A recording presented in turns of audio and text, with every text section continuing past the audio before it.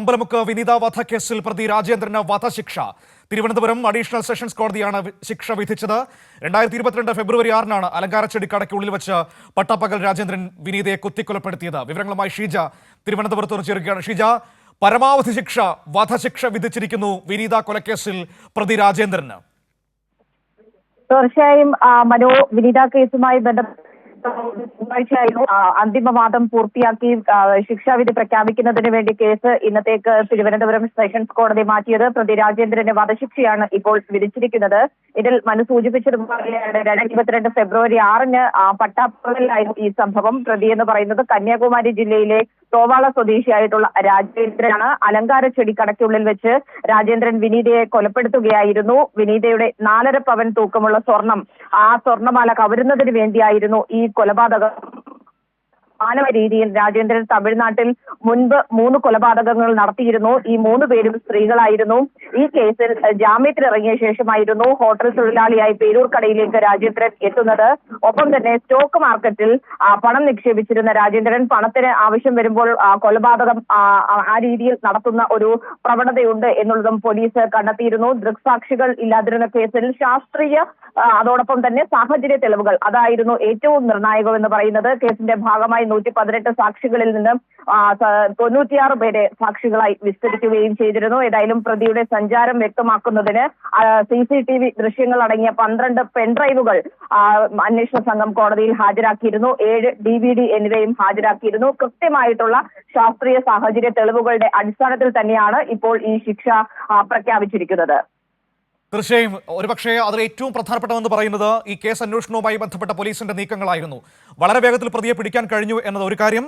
ഒപ്പം തന്നെ ദൃക്സാക്ഷികളൊന്നുമില്ലാതിരുന്ന സംഭവം, അവിടെ ശാസ്ത്രീയ തെളിവുകൾ ശേഖരിച്ച് സാഹചര്യ തെളിവുകളെ അതിനോട് കൂട്ടിച്ചേർത്തുകൊണ്ട് നടത്തിയ അന്വേഷണം, ആ മികവിനെ ഈ ഘട്ടത്തിൽ എങ്ങനെയാണ് നമ്മൾ വിലയിരുത്തേണ്ടത് ഷീജ? തീർച്ചയായും അന്വേഷണ സംഘത്തിന്റെ മികവ് തന്നെയാണ് ഈ കേസ് ഇത്ര വേഗതയിൽ ഒരു ശിക്ഷയിലേക്ക് എത്തി നിൽക്കുന്നത്. കാരണം ഈ പ്രതിയെ സൂചിപ്പിച്ചതുപോലെ തന്നെ ഇതിൽ പ്രത്യേകിച്ച് ദൃക്സാക്ഷികൾ ഇല്ലാത്തത് കൊണ്ട് തന്നെ ഈ കേസുമായി ബന്ധപ്പെട്ടുകൊണ്ട് സാഹചര്യ തെളിവുകളും ശാസ്ത്രീയ തെളിവുകളും തന്നെയായിരുന്നു ഏറെ നിർണായകം. അതിൽ ഒരു തരത്തിലുള്ള വീഴ്ചയും ഉണ്ടാകാതെ അന്വേഷണ സംഘം കൃത്യമായ രീതിയിൽ തന്നെ ശാസ്ത്രീയ തെളിവുകളിന്മേൽ ഊന്നിയായിരുന്നു ഈ ഒരു അന്വേഷണം മുന്നോട്ട് കൊണ്ടുപോയത്. അതിനൊപ്പം തന്നെയാണ് CCTV ദൃശ്യങ്ങൾ, അതും ഈ കേസുമായി പ്പെട്ടുകൊണ്ട് ഏറെ നിർണായകമായ ഒന്നായിരുന്നു. ഇതടക്കമുള്ള കാര്യങ്ങൾ ആ രീതിയിൽ ശാസ്ത്രീയ തെളിവുകൾ കോടതിയിൽ നൽകിക്കൊണ്ട് തന്നെയാണ് ഈ കേസുമായി ബന്ധപ്പെട്ടുകൊണ്ട് നിർണായക വിധിയിലേക്ക് കാര്യങ്ങൾ എത്തിയിരുന്നത്. ഈ കേസുമായി ബന്ധപ്പെട്ടുകൊണ്ട് അന്വേഷണ സംഘത്തിന്റെ മികവ് തന്നെയാണ് ഓരോ ഘട്ടത്തിലും തെളിഞ്ഞതും. അത് തന്നെയാണ് ഇപ്പോൾ ഈ ശിക്ഷാവിധി പ്രഖ്യാപിക്കുമ്പോഴും അതിൽ എടുത്തു പറയേണ്ടത്. മനു, ഇവിടെ ഈ രാജേന്ദ്രന് വധശിക്ഷ വിധിച്ചുകൊണ്ട് കോടതി അതിൽ വ്യക്തമാക്കിയിരിക്കുന്ന ഉത്തരവിൽ വ്യക്തമാക്കിയിരിക്കുന്ന കാര്യങ്ങൾ നമുക്ക് ലഭ്യമായിട്ടുണ്ടോ? അതുമായി ബന്ധപ്പെട്ടുള്ള കാര്യങ്ങൾ അല്പസമയത്തിനകം തന്നെ വ്യക്തമാകുന്നതായിരിക്കും. മനു, അത് സംബന്ധിച്ച് കോടതിക്കുള്ളിൽ നിന്നുള്ള വിവരങ്ങൾ പുറത്തേക്ക് വരുന്നതേ ഉള്ളൂ. ഏതായാലും വിധി പ്രഖ്യാപിക്കുന്നതിന് ഈ കേസിലെ വിധി പ്രഖ്യാപനത്തിന് വേണ്ടി കേസ് മാറ്റുന്നതിന് മുൻപ് തിങ്കളാഴ്ച കേസ് പരിഗണിക്കുമ്പോൾ കൃത്യമായ രീതിയിൽ കോടതി പ്രതിയോട് കാര്യങ്ങൾ ചോദിച്ചിരുന്നു, പ്രോസിക്യൂട്ടറോട് കാര്യങ്ങൾ ചോദിച്ചിരുന്നു. ഇതിൽ പ്രോസിക്യൂട്ടർ പറഞ്ഞൊരു കാര്യം ഏറെ നിർണായകമാണ്.